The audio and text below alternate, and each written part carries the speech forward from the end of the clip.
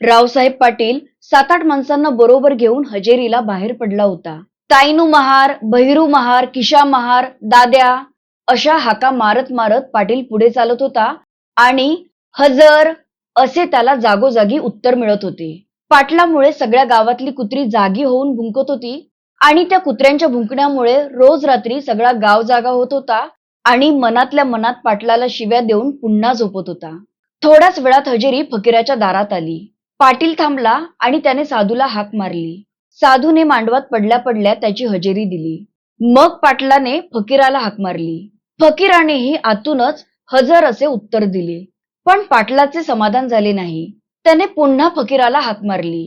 फकीराने आतूनच काय असे ओरडून विचारले. पाटील चिडून म्हणाला, बाहेर येऊन हजेरी दे.